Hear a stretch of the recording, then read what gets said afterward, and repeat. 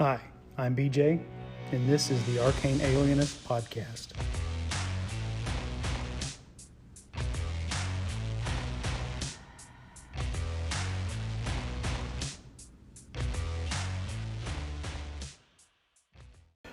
Hi, everybody.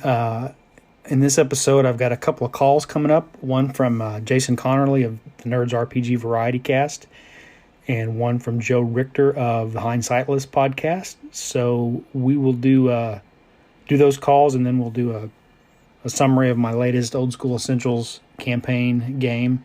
But first, here we go with the calls.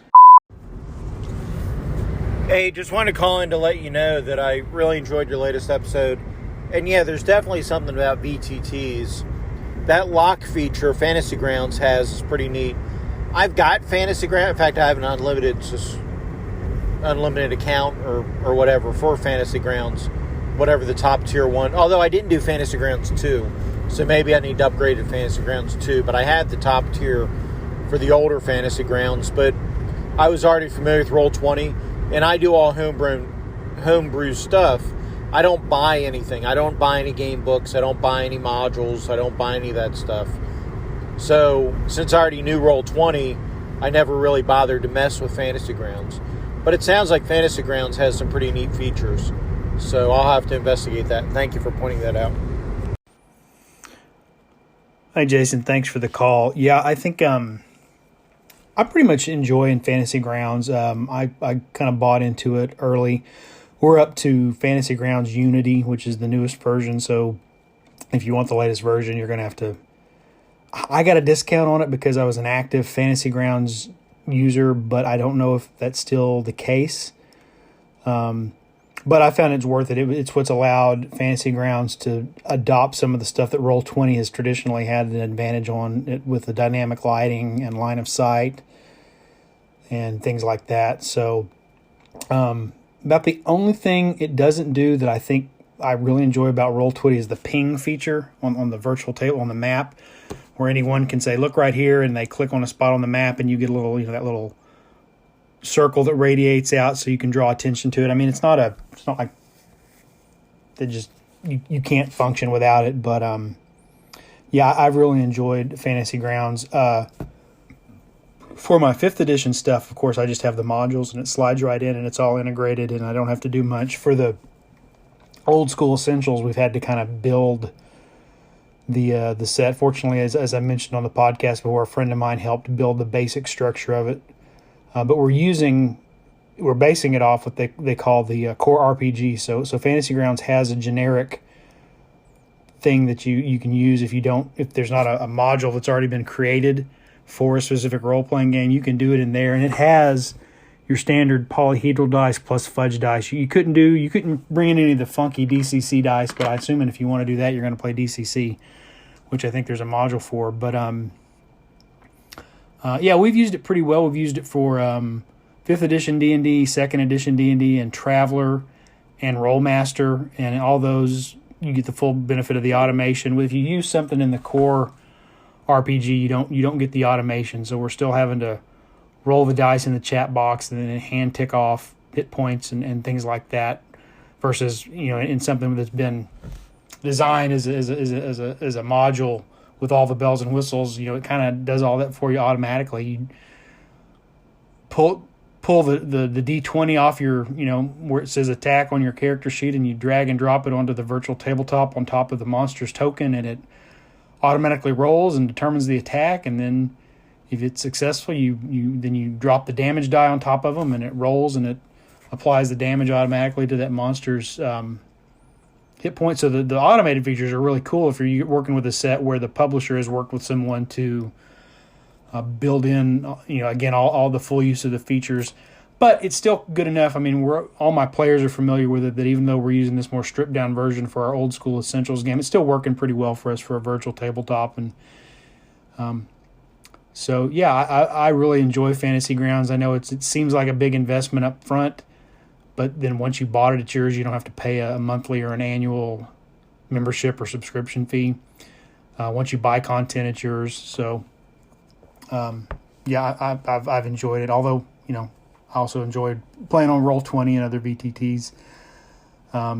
If I had to start over again, I know for like Foundry and Owlbear Rodeo, and I think Runehammer has their own things. I might just be satisfied with those, and talking to people live over video chat on Discord or Zoom or something like that, and then just using the VTT like you've described, just as you need it as a reference for an image or for the map in the moment. But we're kind of working.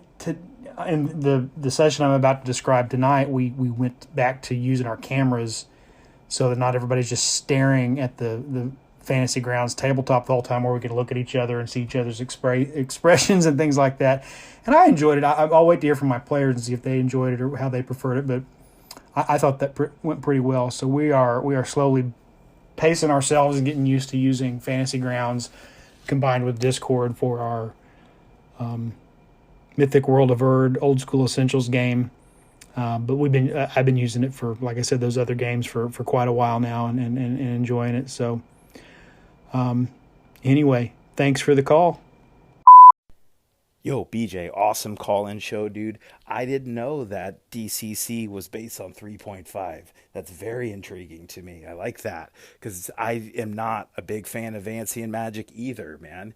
Even though Pathfinder is my game, yeah, I just don't. I'm tired of it. I especially don't like the fact that your caster level doesn't necessarily equal the level of spells that you can cast. That's a very confusing concept to not only explain to new people, but to people that have been playing the game for a while. They're like, wait, what do you mean? I'm 3rd level, but I can only cast 2nd level spells? Yeah. Like an alternate magic system to a Pathfinder style game, I am on board with. But, it's those funny little dice seem like it would be kind of tricky to get to an actual physical table because I don't have any of them and none of my friends do either. So, I don't know. Peace out. Hey, Joe. DCC is... The spell system is unique, certainly. But the rules are kind of a blend of 3rd edition and BX. They really kind of combine BX and 3rd edition, but they use the different dice in place of in place of the different, as I mentioned, the instead of increasing or decreasing your modifier, they use a increase or decrease the value of the die. So that's kind of, but it works functionally, I think, conceptually the same as the way it works in 3rd edition D&D. And it only goes up to 10th level. So there's a few other things, odds and ends they've changed, but it's basically it's 3rd edition design concepts with sort of it's almost like playing BX with 3rd edition mechanics, if that makes sense. So yeah, you got your 4 human classes, and then elves, halflings, and dwarves are a class unto themselves, and it's capped at 10th level, and so it's it's pretty neat. And I got just on Amazon from Kaplow Die. I love Kaplow Die. That's usually where I get dice if I can. I don't know why, I just do. I got a set for like $9 that is not a full dice set. It's just the ones. It's just the funky dice that don't come in a standard polyhedral dice set, and I got that for $9 on thing. There's also I think there's a dice roller app online.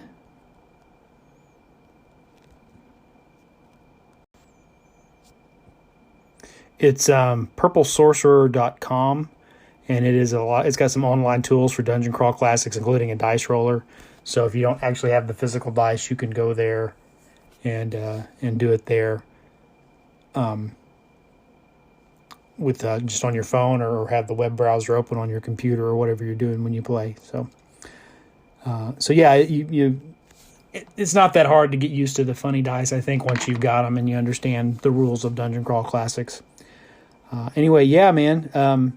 Hope you get a chance to play it sometime and check it out. Thanks for the call.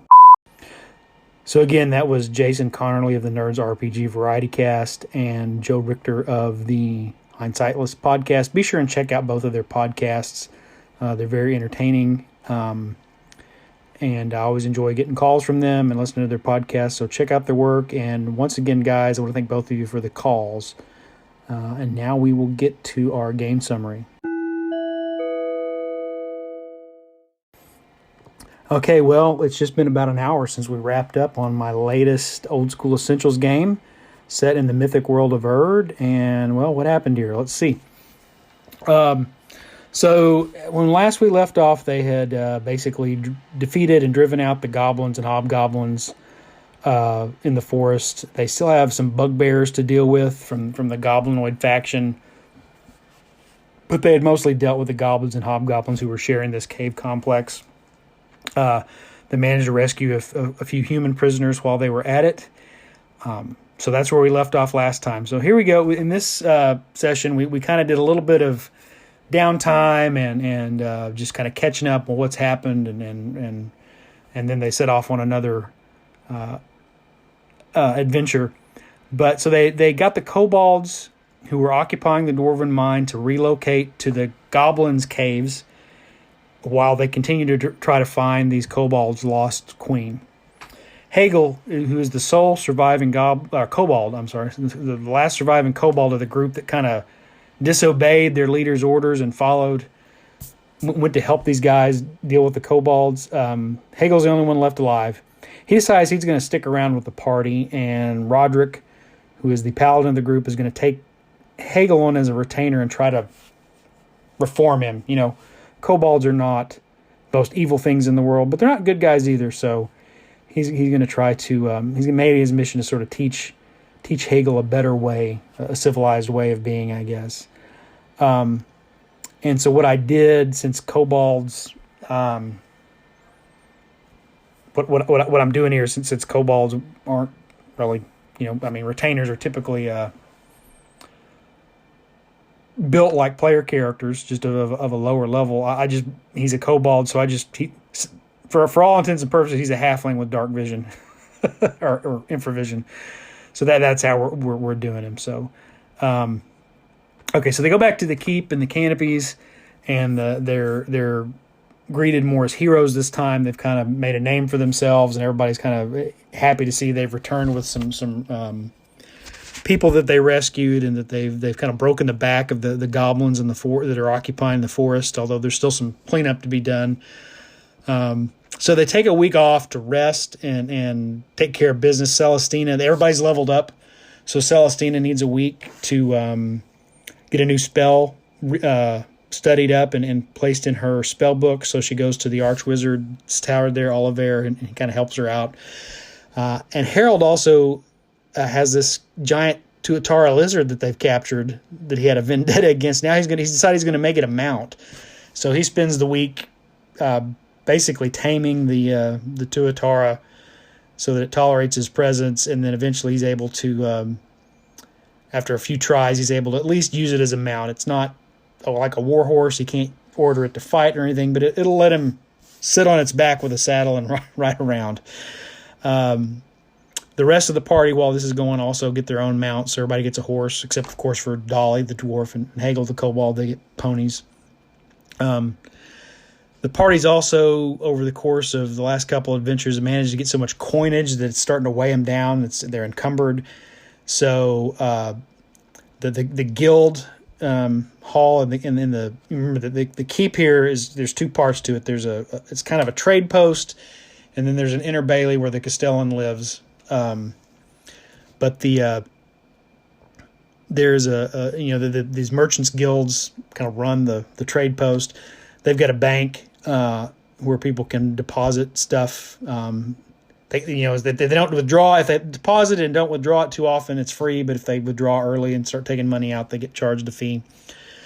The clerics are able to arrange at the chapel there to leave their gold and spare equipment and things like that. Everybody else uses the bank except Jessup, who's a thief. He's kind of suspicious of everything and real cautious, so he just goes to the local jewelry merchant and converts most of his excess wealth into gems that he can kind of slip into a pocket, or I don't know, he can kind of hide it on his person and not have to worry about where it's at. Anyway, at the end of the week, the dwarves, who are very grateful for everything that they've got their mind back. The kobolds are out. So the dwarves host a feast for the party.